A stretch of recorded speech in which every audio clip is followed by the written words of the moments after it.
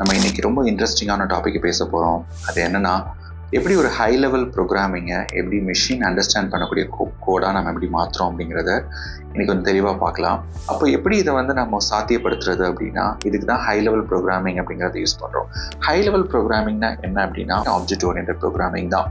So இந்த object oriented ப்ரோக்ராமிங்கை பொறுத்த வரைக்கும் நம்மளால் புரிஞ்சுக்க முடியும். நம்மளே என்ன பண்ணுறோம், அந்த கோடை ரைட் பண்ணுறோம்.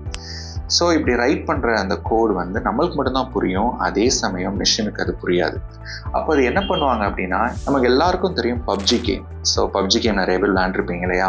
இந்த பப்ஜி கேம் எப்படி வேலை செய்யுது? ஸோ இப்போ ஜாய்ஸ்டிக்கை நீங்கள் கரெக்டாக நீங்கள் மூவ் பண்ணும்போது அங்கே கேரக்டர் அதுக்கேற்ற மாதிரி ஒரு ஆக்ஷன்ஸை செய்கிறது இல்லையா?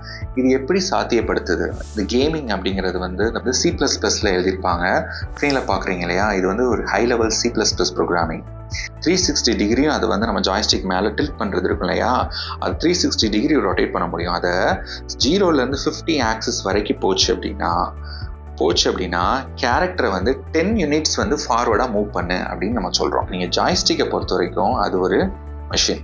இப்போ ஜாய்ஸ்டிக்குள்ளே என்ன இருக்கும் அப்படின்னா, ஒரு ஃபுல்லாகவே அந்த பட்டனுக்குள்ளே எல்லாமே டிரான்சிஸ்டர்ஸ் தான் இருக்கும்.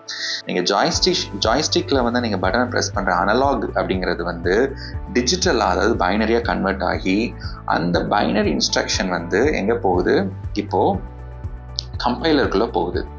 இப்போ கம்பைலர்னா என்ன அப்படிங்கிறத நம்ம மெயினாக பார்க்கலாம். நீங்கள் ஜாய்ஸ்டிக்கில் நான் சொன்ன அந்த பைனரி சிக்னல்ஸ், நீங்கள் ஜாய்ஸ்டிக் மூவ் பண்ணுறதுக்கேற்ற அந்த பைனரி சிக்னல் இந்த கம்பைலரோட கம்யூனிகேட் பண்ணோன்னே என்ன ஆகிடுது? ப்ராசஸர் அப்புறம் GPU இது எல்லாத்தையும் கம்யூனிகேட் பண்ணி உங்களோட கேம் நீங்கள் விளையாடுறீங்க. இதே கேமை நீங்கள் ஸ்மார்ட் ஃபோன் விளையாண்டாலும் அதே கான்செப்ட் தான். நீங்கள் ஜாய்ஸ்டிக் பதிலாக நீங்கள் ஸ்மார்ட் ஃபோன் டச் ஸ்க்ரீனில் நீங்கள் டச் பண்ணுவீங்க.